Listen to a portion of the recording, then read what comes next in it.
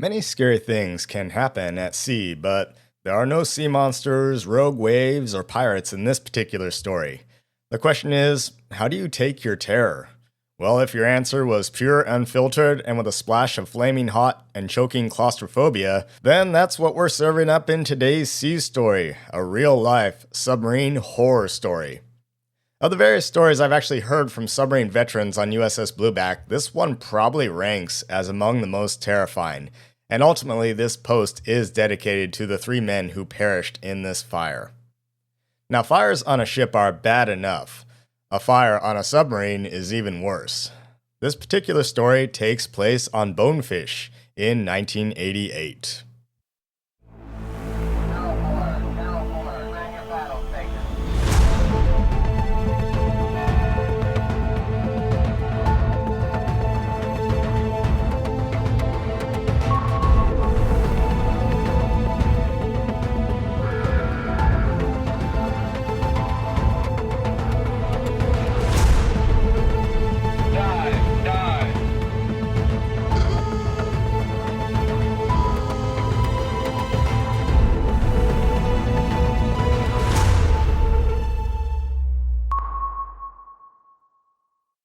Now, as a quick disclaimer here, there's going to be a lot more information on the relevant blog post that I've written for this, so I'm only just going to cover some of the bare things of it. Then there's going to be a video after this, some actual footage where I kind of walk you through a Barbel-class submarine and give you an idea of some of the geography of what may have been going on. In contrast to most other sea stories, this particular one has verifiable documentation that has been sourced.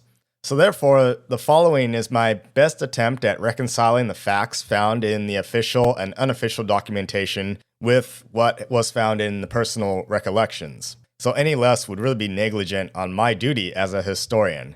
Still, inconsistencies between the various accounts are inevitable, such as the reality of attempting to corroborate facts in documentation with oral history interviews. And this is why I did not rely solely on personal testimony in this case.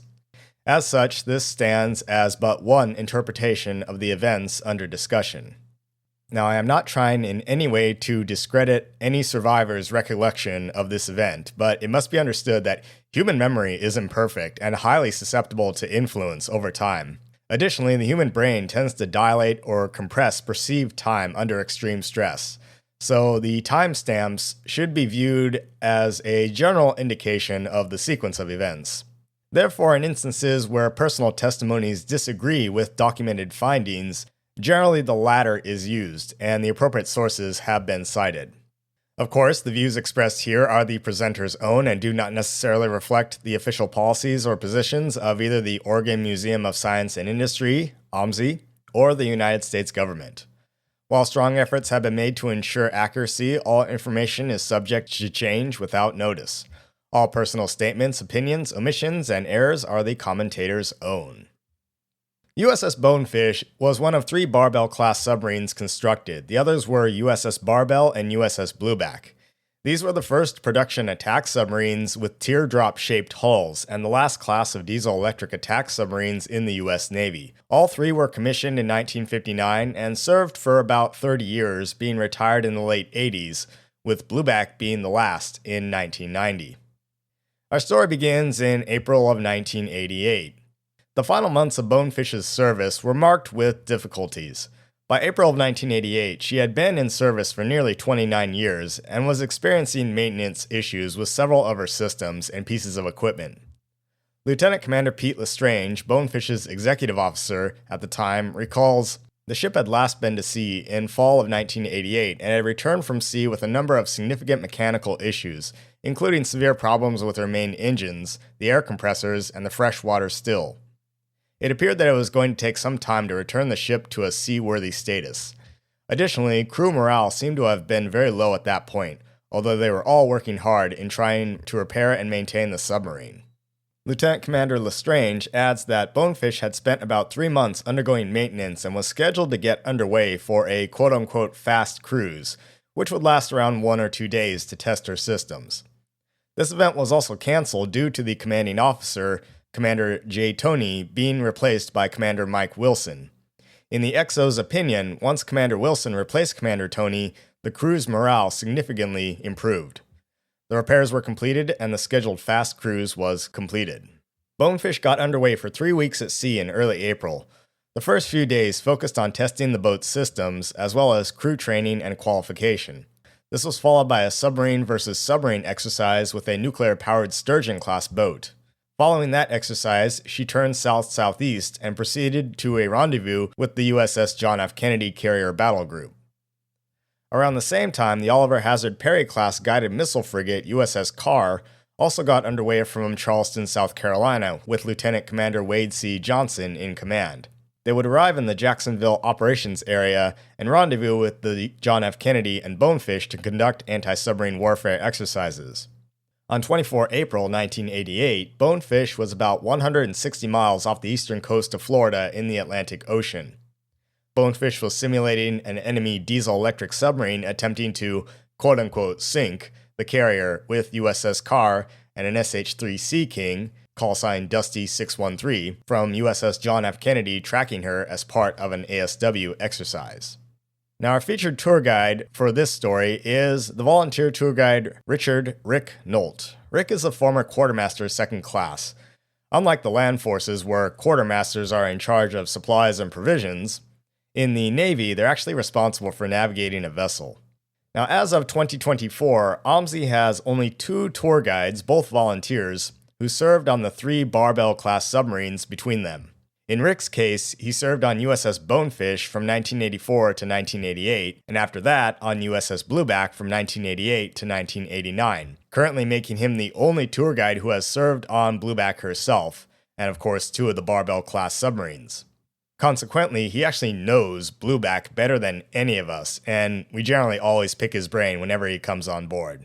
So with that, let's hear Rick's version of what happened that fateful day. Hello everyone, welcome back to Down Periscope, Up Periscope, Tales of Submarine Tours. Now, here we have a very special tour guide, one of the only tour guides we have on our staff, a volunteer tour guide by the name of Rick Neault, who served on the Blueback herself. But this particular story does not come from the Blueback, it does come from another Barbel-class submarine, the Bonefish. Now, the Bonefish suffered a very serious tragedy in April of 1988, and Rick is here to tell us his side of that story. Hello, Rick. How you doing? Very good. So, Rick, why don't you tell us about that fateful day of 24 April 1988? Well, we were doing an operation with Kennedy Carrier Group off the coast of Florida, and we were getting ready to begin another phase of the operation when we had just finished charging our batteries, shut down the engines, and the boat started heading down. And when the boat took a down angle to go down deep, there was an issue in our battery well. So they informed us in the control room, and so the electricians were supposed to go into the battery well and try to figure out what the problem was. And it had to do with the ground on the battery. So we got down to 200 feet. They sent a guy in the battery well, and he saw smoke and sparks and called out that there was a fire in the battery. Then from that point on, it was just trying to get ourselves back up to the surface so that we could figure out what's going on and start fighting the fire. So it probably took us about 10 minutes to get back up to what we call periscope depth, which was about 60 feet under the surface.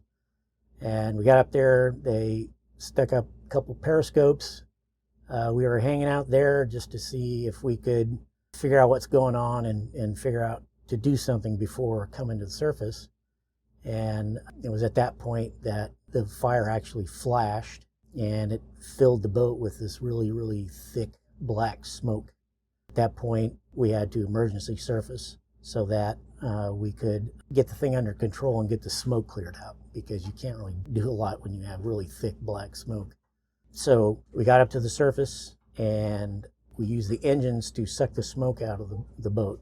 So they cranked up the engines, and they sucked the smoke out, and it was at that point that we noticed one of the first victims. We had 3 crew members that died. He was the officer of the deck, which is in the control room where I was. He was about 6 feet away from me. He was lying on the floor. He had succumbed to smoke inhalation because he didn't have a mask on and he was trying to get our hatch open, and the hatch wouldn't open. He had inhaled, the smoke was really thick and black, and you could literally feel it with your hands.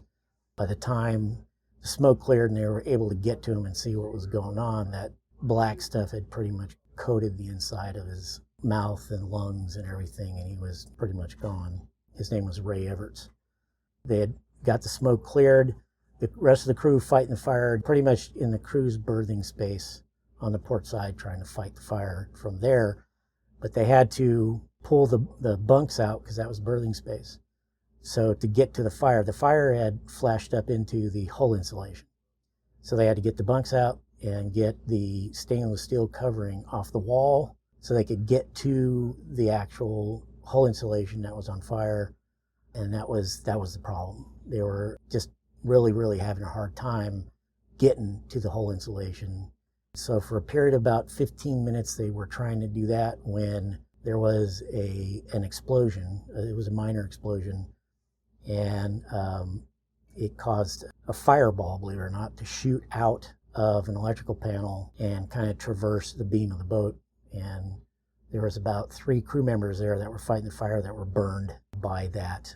And so they had to be taken out of the area and get replaced by some other guys. That's not an instantaneous process. That takes time.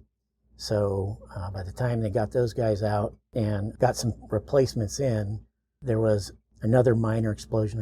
I think they were calling them flashovers. But there was another minor explosion. At that point, the fire had worked its way up through the insulation and forward. And so at that point, it was behind the radio room and sonar, and it was actually coming up just behind the ballast control panel and getting into the quartermaster stand and the radar ESM area. And that's when myself and the chief of the watch grabbed some fire extinguishers and started basically sticking the cone of the fire extinguisher up to the holes that were in the paneling. And then when the flames would come up, we just shoot it with some CO2. Then there was the flashover again, and at that point it was when the fire finally melted through the hydraulic lines and had melted through the emergency air breathing lines. So when we have a fire, we have these masks that we hook into this air system. It's called the emergency air breathing system, and that's how we breathe and fight fire or get out or whatever. And by that time, we were starting to inhale smoke. So it was at that point that the decision was made. The smoke came back and they cranked the engines up again to try and get the smoke out, but the engines wouldn't run because it had just finally clogged the engines. And so it was at that point the captain said, he didn't actually order us to abandon ship, he ordered everybody to go topside. I didn't even actually hear the order. Chief of the watch, who was helping me, basically tapped me on the shoulder and said, hey, Rick, everybody's gone, let's go. I didn't even know we were supposed to leave, so I believe he went up the hatch first, and then I went to go up the hatch, but the EABs that we wore, they had a regulator on our belt, and the clip that held the regulator in place had a curl.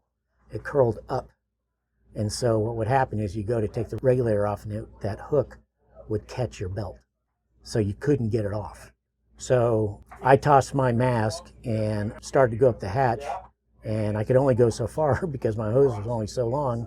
And basically at that point, I was just breathing in black smoke. Essentially what I did is I just grabbed onto a rung on the ladder and I just pulled as hard as I could, and somehow it came off and ripped my shirt. But by then I wasn't too worried about my shirt. So then that's how I got out. I went up the hatch, got up into the bridge, and it was literally like standing in a chimney. The black smoke was, if you've ever seen the pictures, you can see the black smoke going up. And so I get up there and there's no air still because I'm still breathing black smoke. So I actually had to stick my head out over the side of the sail to get a breath of air.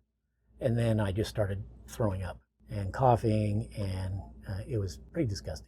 And then I was able to make my way over the side of the sail. We had welded on rungs on the Bonefish sail, so we could step down to the sail water planes and then get on another set that would take you down to the deck. And then I got onto the deck and I started to walk aft to the bigger area of the boat. And it was about 10-foot seas, so we were rocking a bit. And a wave came up and knocked me and another guy off the boat. And so we got to float around for a little while until we were plucked out of the water by a helicopter. I don't know if you've ever experienced throwing up while you're in the water. Yeah, it's not fun. I got picked up by a helicopter. They took me and the other guys, and we were put on the USS Carr, which was a frigate that was there. And we were on there for a couple days till we got back into Mayport, Florida. Well, that's quite a story, Rick. And for listeners out there who aren't aware of what a submarine is, it is a big enclosed steel tube. And Rick, as you mentioned to other people, you were up in the control room and the smoke filled it within maybe a second or two. It was instantaneous. And it was thick black. You could feel it in your hands. And if you're thinking like, oh, well, it's just smoke. No, you are completely disoriented. You can't see your hand in front of your face. Whatever lights were on in the room were no longer visible. It would be probably the most terrifying experience you've ever felt. And you and many others climbed out up the bridge hatch, up the sail, which is, like you said, essentially a giant chimney. And again, we'll see pictures here of what's happened, and you see thick brown black smoke just pouring out of this sail. Yep. That is crazy. Well, luckily, the vast majority of the crew survived, but sadly, you lose 3 men of your crew, Lieutenant Everts, Robert Bordelon, and who was the last man? Lingering. Yeah. Todd Lingren. As anything else, we tell these stories so we can remember those men and carry on their memories and honor them. Yeah, and remember, too, those are the 3 that died that day. We were all affected physically by the smoke or burns, and many guys have died since then from things directly related to that fire. Thank you very much, Rick, for that story. I appreciate it. Thanks for having me. All right, well, that was a pretty harrowing account of that fire, at least from Rick's perspective. Now, I'm leaving out the discussion on the overall timeline of the events. You can find that on the blog post that will be linked in the description. I'm going to continue on and discuss a bit about the evacuation and the overall fate of what happened to Bonefish after the fire, and then we'll have some footage where I walk through Blueback and give you some geography of what happened. In terms of the evacuation, the problems did not end for the crew once Bonefish surfaced and the crew evacuated to the topside deck. The escape provisions for a submarine, at the time, assumed that the crew would need to escape from a sunken submarine in relatively shallow water. As such, there would be enough escape appliances, at this time stanky hoods, for each individual. However, it was not assumed that the crew would need to escape from a surfaced submarine. Hence, there were only 2 life rafts available, each with a 7-person capacity on Bonefish. When USS Carr arrived to assist, they began readying their SH-60 helicopter and put their motor whaleboat along with various inflatable life rafts into the water to provide assistance. Ultimately, Carr would end up controlling 5 helicopters and a fixed-wing aircraft during the rescue.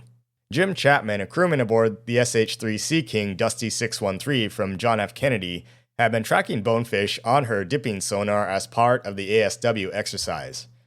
Now, referencing the original sonar log recorded during the ASW exercise, he recalls, quote, "For us, the ASW exercise began at 15:55, 24 April 1988.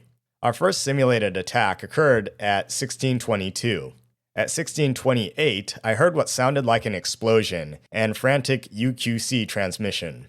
Still unsure of the significance of the UQC, at 16:30, Bonefish was still submerged with a bearing of 262 up Doppler and within 1,500 yards, so Lieutenant Commander Wakewitz, my pilot, and the HAC ordered another simulated attack. We continued to hover above and track the submerged Bonefish, unknown to us but fighting the fire, until it surfaced at 16:40.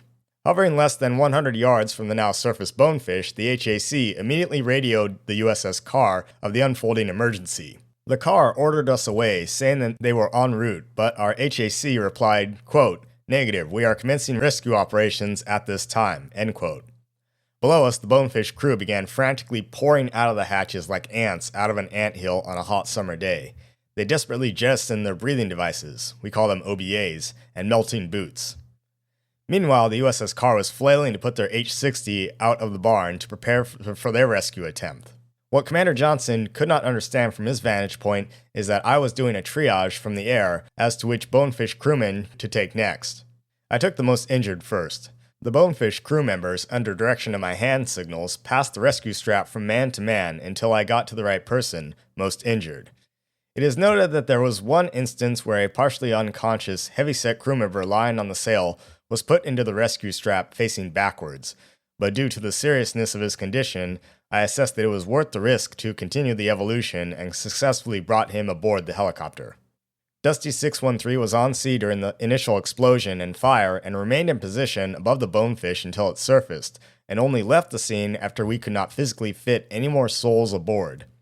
I saw the H-60 lower Mr. Brian Hendricks to the Bonefish, which was well after I had already rescued 9 of the most injured submariners, and delivered them to the USS Carr. By the time the H-60 finally came into play, I had already rescued 12 Bonefish crewmen, most critically injured. I rescued a total of 24 that day. Due to the severity of the fire/smoke and the risk of further explosions during the initial phase of the rescue, we were ordered by higher authority to not put any more personnel aboard the submarine." End quote. A particularly difficult hoist involving Dusty 613 involved them lowering the horse collar down into the submarine through the aft deck hatch. As they began to hoist the survivor up, Chapman noted that the helicopter blades were flexing, indicating that it was struggling to stay within its performance envelope. Since this was a hot day, with the thinner air and they were hovering over a burning submarine, the helicopter was already struggling to stay aloft. Just as Chapman was about to shear the hoist cable to save the aircraft from crashing, a 250-pound sailor reportedly popped out of the hatch, dangling from the horse collar. The executive officer, Lieutenant Commander Lestrange, writes this of his evacuation. Quote, "I eventually exited through the hatch at the submarine bridge after first attempting to verify that the rest of the control room personnel had already evacuated. I believe that I was the last individual to use that evacuation path, although there is speculation that one or more crew members may have used that route after I did. In my opinion, the submarine bridge route was the most dangerous, since the sailor had to take off his EAB at the base of the exit ladder and then climb up the ladder to the bridge without an air source while completely engulfed in a column of thick, toxic smoke. Not surprisingly, more than a few of the crewmen that were subsequently hospitalized for smoke inhalation had used this exit route. When I arrived on deck, I could see the USS Carr, one covered life raft, and a motor whaleboat. I began pacing the deck to find the CO, to count the heads, and to try to keep everyone as organized and as calm as possible. The head count turned out to be close to impossible. After an indeterminate period of time, the torpedo room hatch and the aft midships compartment hatch were both shut. The bridge hatch, however, remained open because the billowing smoke was by now so thick and toxic that none of the crew could survive climbing back down into the bridge cockpit to shut it. I later recall reaching down and doing a temperature check on the exterior of the submarine's hull.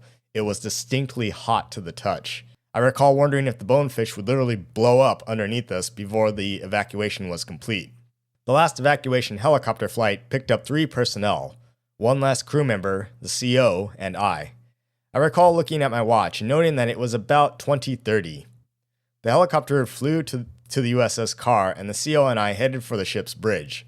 I was detained and diverted by what I remember to be a very large and muscular warrant officer. I would later look in the mirror and come to understand why, who demanded that I follow him to sickbay. I protested, but eventually ended up doing things his way. I was soon parked in a chair and sucking on an oxygen tank. I also quickly learned that Salvadine cream is great stuff for burns." End quote. Now, Fire Control Technician Bill Baker remembers this of his evacuation. Quote, "I ended up on the aft deck just past the sail. When the boat would go down in the wave, it would lift us up, and when the boat would come back up, we would scramble back to the center and attempt to hold on to the safety track and each other. When it was my turn to go, I go up, went to the side of the sail, and threw my new sneakers into the water. When the lifeboat got close and the boat was up and going down, I jumped on top of the raft and pulled myself inside. The next 2 hours were some of the worst of my life. I was seasick, and the only place I could throw up was to unzip my poopy suit and throw up into it. I was by a hatch, but I couldn't lean out. I remember just wanting to close my eyes and sleep. TMC Blackburn grabbed my hand and told me I could close my eyes, but I had to occasionally squeeze his hand to let him know I was still alive. I appreciated that. After a while, a diver came to the hatch, and we were taken out one by one to a helicopter. I remember when I was in the water with the guy holding me, telling me what was going to happen. I threw up on him. To his credit, he just washed it off and kept going. He later ended up on the Kennedy on a makeshift bed next to me. He had rescued about twice the number of people he was supposed to. From the helo, I was deposited on the USS Carr, and I remember a gung-ho corpsman, he had just finished a tour with the Marines, came up to me. All I wanted was to get horizontal. They took my clothes and gave me a dry poopy suit, and I laid down. I got an IV, and they then transferred me to the Kennedy. As a direct result of the fire, 21 injured crew members were evacuated for treatment at the Naval Hospital in Jacksonville, Florida. Now we will discuss the ultimate fate of Bonefish. USS Hoist arrived to tow Bonefish back to Charleston, South Carolina, and moored her next to the submarine tender USS Frank Cable. Her torpedoes and other sensitive materials were removed while the Navy began its investigation, which included interviewing the surviving crew members. The investigation would ultimately last until the end of the year. Rick Neault later told me that, as a quartermaster of the watch, he was maintaining the deck log at the time of the fire. However, the smoke had completely ruined the paper of the log. As a result, he actually had to recall details of the events purely from memory. Several officials from the submarine force toured Bonefish after she was recovered, their intent being to learn about the material hazards of the boat so they wouldn't be repeated during the design of the then new Seawolf-class. Reportedly, many were shocked that 89 crewmen managed to survive given the intensity of the fire and the state of the Bonefish's interior. In June 1989, the damage to Bonefish was deemed too extensive, and the Navy decided to dispose of her. Bonefish was decommissioned on 28 September 1988 and towed to New Orleans for scrapping in August 1989.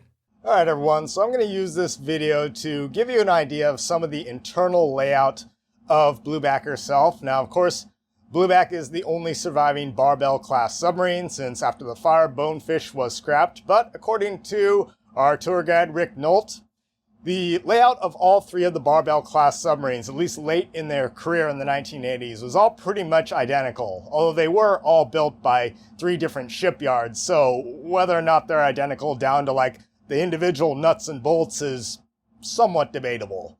But that being said, this will be fairly representative of what Bonefish sailors might have seen.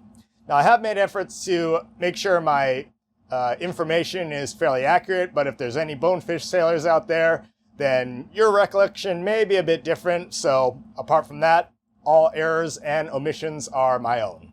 Okay, so we're in the control room right now, and we're going to head forward here. Right there you see is the periscope stand. Lieutenant Everts would have been there, the officer of the deck at the time. And up that ladder right there is the access trunk to the bridge at the top of the sail. And let me show you up there. So as you can see up there, there are two hatches, the lower one being open. Lieutenant Everts tried to get the top one open, but he could not because there was a defect in the operating handle which caused the lugs to actually over travel. So he would have had to turn the handle a quarter of a turn closed before the lugs would disengage and he could open the hatch. Now, Lieutenant Everts was not aware of this problem, so he ended up coming back down the ladder and he essentially collapsed on the deck here, having been overcome by the smoke in the control room here. Now, it's believed that he was so intent on safely surfacing the boat from periscope depth that he actually neglected to put on his EAB mask. Lieutenant Everts was later found in the control room by fire control technician Bill Baker, and Bill Baker attempted to buddy breathe with him using an EAB mask, but the problem is that Everts was so intent on grabbing on and holding on to the mask so he can breathe that Bill Baker eventually had to find another mask for him. And this area is also where Robert Bordelon attempted to get out after coming forward from the radio room back that way. So they had attempted to pull Robert Bordelon up that ladder to the bridge, but they couldn't, and he eventually fell back down here into the control room. And it doesn't look it, but it's actually a fairly confined space.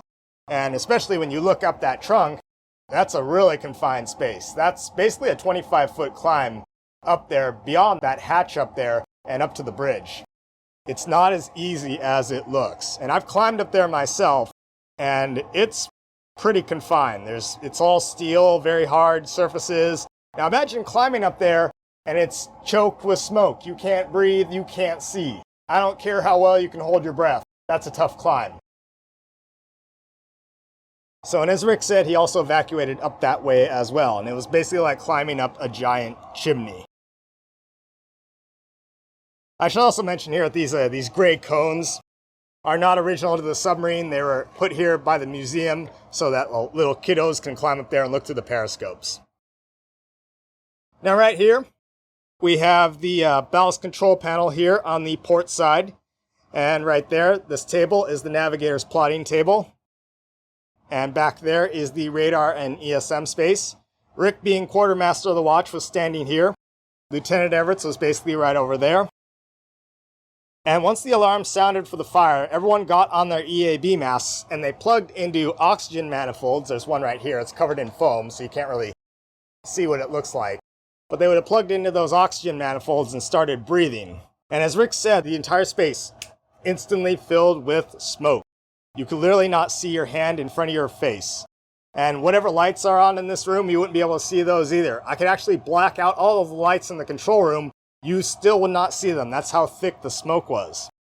And eventually, the fire got up to the insulation behind the ballast control panel here, and they could see flames coming out. And so Rick, and I believe it was the chief of the watch, grabbed some fire extinguishers, and they were trying to put the fire out in the nooks and crannies throughout here. But they were unable to. By then, it was really too late.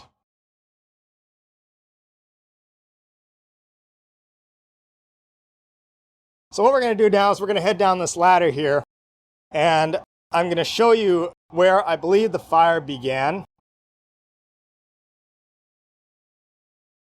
So right now we are headed aft.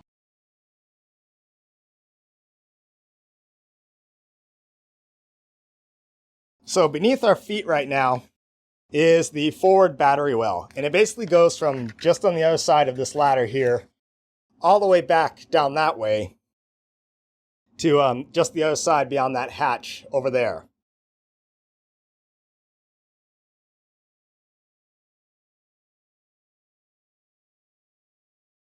And I'll show you what the inside of a battery well looks like. So right here we have an airlock. As I enter this airlock, you can see two hatches down here. And kind of right where my foot is a bulkhead that's going to separate the forward and after battery well. That's the forward well. This would be the after battery well. And the aft well goes from here all the way back to just beyond those stairs and that exit sign there to that metal plate. Right over there is the freezer, and that's basically where the after well goes. Now, if we look down here, you can see into the aft well and see the air plenum, the cables, and the connectors for the batteries that would be underneath it. Now, Blueback also has its chief battery technician working down there, as you can see, and there's not a lot of space down there to stand. So an electrician is going to get sent down there to slide around and check the batteries to make sure they're getting distilled water, and have fun getting burned by the sulfuric acid in the battery cells while you're at it.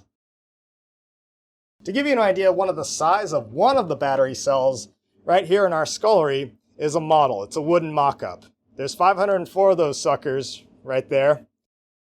It's about 4 feet tall, give or take. And each of these weighs 1,200 pounds, so there's over 300 tons of batteries on this submarine.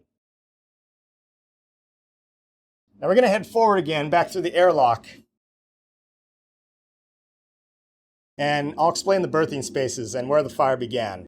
And the crew's berthing spaces here in this area are the only area of the boat that have kind of parallel passageways. Main Street connects the forward and the after area of the vessel. So right over here is what we call First Street.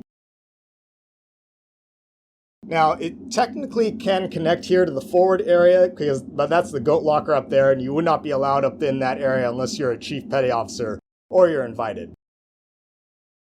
Now, headed back, we're headed port side. Right over here is 2nd Street. And right here is 3rd Street. This is the area where the fire began. And as you can see, these are just dead ends. You would not be able to access any part of the boat from this area. 3rd Street, as I mentioned, is on the port side of the vessel. Down here, that hatch is the battery connector hatch, or the inspection hatch. I'm not sure if that panel would have been there in real life. You'd probably be able to remove it and open up that hatch and look down in there. But I'm pretty sure that these boxes are original. This looks like an electrical breaker, so I believe this would have been here, but I don't know about this panel right there. But this is essentially where the fire started. Now from here on, I'll be summarizing the Navy investigation, and it's also where Rick may disagree on some points here, but again, this is not my research. This is what the Navy investigation concluded. So once the Bonefish essentially got down to a depth of 150 feet, although in Rick's interview he said it was about 200 feet, it was reported that there was a low ground on the propulsion, but they could not determine where because the batteries, the generators, and the electric motor are all set up on the same bus. So what they did was they began ground isolation procedures. An electrician was eventually sent down into the battery well, and he noticed water from the battery cooling system dripping down, and he smelled a sort of acrid odor, similar to like a broken light fixture. Another electrician walking around this area noticed that there was water on the deck here, and upon tasting the water, they determined that this was salt water, which would not be a good thing. The salt water had actually leaked from a faulty seal in the trash disposal unit in the scullery just behind that bulkhead there, and when the boat made a down angle, the water sloshed forward here, and it was on the deck. Now, you can't see it here, but there would be cable sheathing and other areas in the well that were already corroded, and the watertight integrity of the forward battery well was actually compromised. So when they found the water here, one man left to get supplies to go clean it up, and the forward batteries were then isolated. The circuit breakers were also opened up, and once a sailor, I believe, opened up that hatch, then he saw the lip drain full of water and a pencil-sized stream of water intermittently dripping down onto the battery connectors. Now, according to the Navy report, this action is what directly precipitated the fire. The sailor opening up that hatch and seeing the water dripping down. I don't think he directly caused it, but essentially that's what happened. Now, shortly afterwards, sparks and flames were actually visible on the bus bars of the batteries. And all the people were ordered out of the battery well. The fire was reported, and everyone rigged the ship to fight the fire. In other words, getting their EAB masks on. The XO arrived in the area, he took charge, and the men were basically blasting CO2 fire extinguishers down and through that hatch to try and put the fire out. Meanwhile, Bonefish had gone to periscope depth. Eventually, the fire inside the well became so difficult to control and that the XO ordered all the hatches to the well shut to try and snuff out the fire, deprive it of oxygen. And as a guy attempted to close this hatch, the fire flashed over. A column of fire basically shot up from the battery well here and engulfed the guys standing around this area, and they were essentially thrown 10 feet back by this explosion. That's like basically taking a fireball right to the face. And while the EAB masks they wear cover their faces, they don't cover your ears. And as far as I know, they weren't wearing any like flash hoods or anything like that. So they've already gotten thrown back into the walls here. So the XO himself actually got second-degree burns to his ears. Now, once the fire flashed over from the well, it caught the cork insulation behind the walls here on fire. And it turned from a Class C electrical fire into a Class A combustibles fire. Now, you can't see it, but behind these bulkheads is all cork insulation. There were pipes and valves for the high-pressure air system, refrigerant, hydraulic systems, and a fuel sampling station. And not to mention that after 25 years of service, many of these chemicals and their fumes had permeated the inside of the boat, including the insulation. The sheer intensity of the fire was likely caused by those things accelerating this conflagration. As Rick mentioned, the entire amidships compartment instantly filled with thick, toxic smoke. Bonefish did an emergency surface, and the hatches were ordered open to ventilate the boat. Beyond that space is the engineering section. The number one engine back there was started, which did manage to clear some of the smoke from the control room. However, several other explosions were heard as the fire progressed. And I'm assuming that electrical panel right there blew out, and it threw more guys back this direction, and they stumbled out here through this airlock and into the crew's mess here. Now, reportedly, as they said, they saw the fire like rolling through the overhead here. And as they fell onto the deck, they said they could feel the fire rolling underneath the deck. Now, I have not found a source to verify the following fact, but Wikipedia says that the temperature inside the battery well reached 1200 degrees, and the deck over it became so hot it literally melted the soles of some of the crew's shoes. Now, as Rick mentioned, the fire eventually reached up into the control room behind the ballast control panel, and that room filled with smoke again. At that point, the boat was ordered to be evacuated.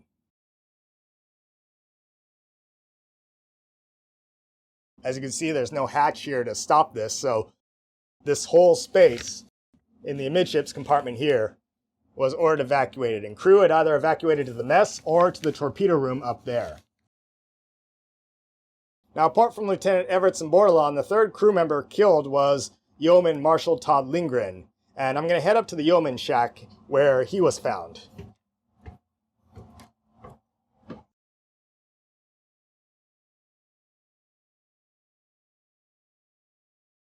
So again, I'm headed aft right now. Now right here we have the radio room, and right over there is the Yeoman shack. I'm going to open up this door actually. So this is basically where Bordelon came from. He headed forward to escape up in the control room right there, up through the sail. And Lindgren was in the Yeoman shack here. Now the official Navy investigation reported that Lindgren reported to the wardroom right here upon hearing of the fire, and he assisted the chief corpsman in setting up the wardroom table as the battle dressing station. Lindgren donned his EAB just as smoke had reached the wardroom, and at this time he went forward through the wardroom door right here, and he bumped into Chief Sylvia and Bordelon, who were exiting the radio room right there. The chief asked Lindgren where his EAB was plugged in, and he responded that it was back in the wardroom. The chief then instructed Lindgren to evacuate using the amidships hatch, and he replied in the affirmative. At this point, Chief Sylvia and Bordelon proceeded forward, and Lindgren was not seen again. After the boat was entered following the fire, Lindgren's body was actually found here in the Yeoman shack in a kneeling position. Now, the XO's recollection is that Lindgren actually made it to the amidships hatch, but it returned to the Yeoman shack here for some reason to retrieve something, and he could not make it back out. Rick Neault, on the other hand, told me that the chief corpsman here had taken Lindgren by the hand, and as they headed back to the amidships hatch to evacuate, Lindgren apparently panicked, and he pulled away from the chief and disappeared into the smoke. I'm going to show you the amidships hatch here in a second. Now, these stairs were not originally here. This is the museum entrance, so this would normally have been a three-man junior officer's stateroom. So just pretend there's like a wall, a panel, and a door here. But right here is the amidships hatch, and that's where some number of the crew also escaped, and Lindgren was apparently attempting to get out that way, but he panicked or something happened to him, and he ran back into the smoke. Now bear in mind that this entire deck is filled with smoke, and there was pretty much zero visibility, so anyone attempting to escape basically would have had to take a deep breath from their EAB mask, hold their breath, pull their mask off, and then find their way through the smoke to an open hatch. Now this is easier said than done, even for sailors who know this submarine inside and out. It's not that far, as you can see, from the Yeoman shack back to the amidships hatch there. It's a straight shot, but anyone attempting to find your way through the smoke and trying to hold your breath at the same time, that's going to be very stressful and disorienting. In my opinion, I think all the previous theories are very much valid. Who knows which one happened? I would posit another one though. I think once Lindgren came forward, he bumped into the chief, and the chief told him to evacuate through the midships hatch. At this point, he may have gotten turned around, because again, it's filled with smoke, you can't see anything. And perhaps he thought he was headed back through the wardroom and officer's country to the hatch, but then somehow he may have accidentally entered the Yeoman shack. Now just beyond that wall there is actually the captain's cabin, but this is a dead end. So he may have thought he was headed back through the wardroom, but in fact he became trapped and disoriented here in the Yeoman shack. Alternatively, maybe he did make it to that ladder, but as the other one said, maybe he returned to the Yeoman shack there for something, but he couldn't escape because at that point he'd probably just run out of breath. And so he was found in this space, kneeling and deceased. So that's what happened to Lindgren. Again, no one really knows, but some reason he didn't make it out of the submarine. Again, if anyone is interested, please reference the blog post of this video, where you will find more information on the ultimate summary findings from the U.S. Navy investigation about the cause of the fire and the material deficiencies that Bonefish was experiencing. But thus ended the service of USS Bonefish, SS-582, and the lives of the 3 of her crewmen. Many of the survivors continue to struggle through their ordeal, and while others have done their best to come to terms with what they experience.